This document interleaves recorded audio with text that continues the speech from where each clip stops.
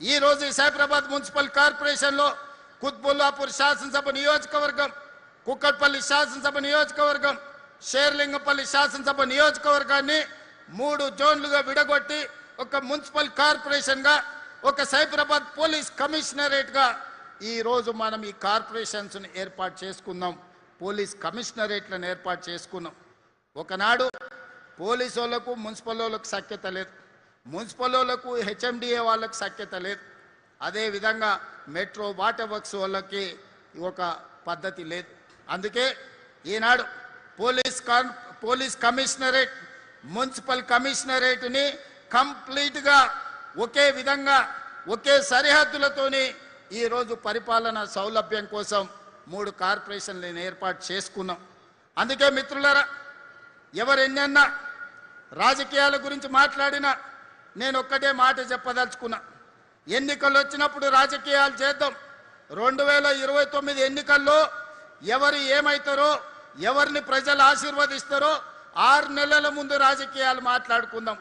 రాబోయే 2 సంవత్సరాలు రాజకీయాలకు అతీతంగా, పార్టీలకు అతీతంగా, జెండాలకు ఎజెండాలకు అతీతంగా మన ప్రాంతాలను అభివృద్ధి చేసుకుందాం. మీకు అవసరమైన నిధులను ఈరోజు మనం ఇస్తాము అని చెప్పి ఈరోజు నిర్ణయం తీసుకున్నాం. వివక్ష లేదు, లేకపోతే వితండవాదం లేదు. ఇవాళ అభివృద్ధి ప్రణాళిక, పేదల అవసరాలు తీర్వాలి. ఈ ప్రాంత అభివృద్ధికి అవసరమైన ఎలివేటెడ్ కారిడార్లు కానీ, ఫ్లైఓవర్స్ కానీ, అండర్ పాస్లు కానీ, రోడ్లు కానీ, అవసరమైన ప్రభుత్వ కార్యాలయాలు కానీ, ఇవే కాకుండా పేదోళ్ళ పిల్లలు చదువుకోవడానికి young India integrated residential schools కానీ, అదేవిధంగా తెలంగాణ స్కూళ్ళను కానీ ఈరోజు ఈ ప్రాంతంలో మనం మొదలుపెట్టినాం. ఎందుకంటే ఈ ప్రాంతానికి వివిధ రాష్ట్రాల నుంచి వలస వస్తుంటారు. వాళ్ళ ప్రధానమైన సమస్య పిల్లల చదువులు, తల్లిదండ్రుల వైద్యం. అందుకే పిల్లల చదువులకు ఉచితంగా అంతర్జాతీయ ప్రమాణాలతోని చదివించాలని, ప్రైవేట్ కార్పొరేట్ స్కూళ్ళతో పోటీ పడాలని, అదేవిధంగా అపోలో యశోద లాంటి ట్రీట్మెంట్స్ అందించాలి పేదవాళ్ళకు ఉచిత వైద్యాన్ని ఈనాడు ప్రత్యేకమైన ప్రణాళికలతోని మన ప్రభుత్వం ముందుకు వచ్చింది. అందుకే ఈరోజు నేను అడుగుతున్న మిత్రులారా, నిన్న మన కేంద్ర ప్రభుత్వం లేదా కేంద్రంలో అధికారంలో ఉన్న నాయకులను, చేవెళ్ళ ఎంపీ వాళ్ళే, మెదక్ ఎంపీ వాళ్ళే, మల్కాజ్గిరి ఎంపీ వాళ్ళే, సికింద్రాబాద్ నుంచి ఎంపీఏ కాదు కేంద్ర మంత్రిగా ఉన్నాడు. ఈడున్న 4 పార్లమెంట్ సభ్యులు ఈ ప్రాంత ప్రజలు ఓటేసి గెలిపించారు. తెలంగాణ నుంచి 8 మంది ఎంపీలను ఇస్తేనే నరేంద్ర మోడీ గారు ప్రధానమంత్రి అయింది. నేను ఇవాళ అడుగుతున్నా, ప్రజలు మీకు ఓట్లేసి గెలిపించి ఢిల్లీకి పంపిస్తే మోడీని అడిగి మెట్రోని తెచ్చే తెలివితేటలు మీకు లేవా? రీజనల్ రింగ్ రోడ్కు నిధులు అడగాల్సిన అవసరం లేదా? గోదావరి నదీ జలాలు హైదరాబాద్ నగరానికి తాగడానికి నిధులు తీసుకురావాల్సిన అవసరం లేదా? సింగూరు నదీ జలాలను హైదరాబాద్కి తేవాల్సిన అవసరం లేదా? వీటి మీద మీరు మోడీ గారిని అడగరా? మూసీ నది ప్రక్షాళన కోసం కేంద్ర ప్రభుత్వం నుంచి అనుమతులు తీసుకురమ్మంటే అది చేత కాదు. కానీ ఈడుండి పొంకనాలు కొడుతున్నారు.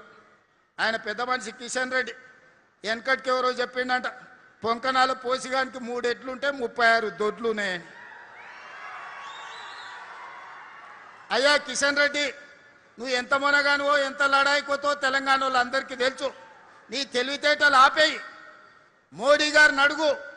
ప్రాణహిత చేవెళ్ల మీద తుమ్మిడేటి ప్రాజెక్టు మహారాష్ట్ర ముఖ్యమంత్రి మనతో చర్చించడానికి రాకుండా అడ్డుపడుతున్నది మీరు కాదా? ఈరోజు గోదావరి నుంచి ఈ నగరంలో విస్తరిస్తున్న జనాభాకు 20 టీఎంసీల తాగునీళ్లు తేవాలని పనులు ప్రారంభిస్తే ఆ నిధులు రాకుండా అడ్డుకుంటున్నది మీరు కాదా? ఇవాళ సింగూరు జలాలను నగరాన్ని దాహార్తం తీర్చడానికి ప్రయత్నం చేస్తుంటే అడ్డుపుల్ల పెట్టింది మీరు కాదా? ఈరోజు నరేంద్ర మోడీ గారు సబర్మతి రివర్ ఫ్రంట్ కట్టుకుంటే అబ్బా ఆహా ఓహో అని నువ్వు డప్పు కొడతావట్టి ఆయనకు. ఢిల్లీలో యమునా నది కట్టుకుంట్రి, యూపీలో గంగా నది రివర్ ఫ్రంట్ కట్టుకుండ్రి. మరి మనకున్న మూసీని ప్రక్షాళన మనం చేసుకోవద్దా? మన మూసీ బాగుపడొద్దా? మన మూసీ మన ప్రజలకు ఉపయోగపడొద్దా? మన మూసీ సరిహద్దున మన యువకులకు ఉద్యోగ ఉపాధి రావద్దా? ఎందుకు అడ్డుకుంటున్నారు? గుజరాత్కు గులాములుగా మీరు ఎందుకు పనిచేస్తున్నారు? గుజరాత్ అభివృద్ధి చేసుకోవడం నరేంద్ర మోడీ బాధ్యత అయితే తెలంగాణ హైదరాబాద్ నగరాన్ని అభివృద్ధి చేయాల్సిన బాధ్యత కిషన్ రెడ్డికి, ఈటెల రాజేందర్కు, విశ్వేశ్వర్ రెడ్డికి, రఘునందన్ రావుకి లేదా అని నేను అడుగుతున్నా.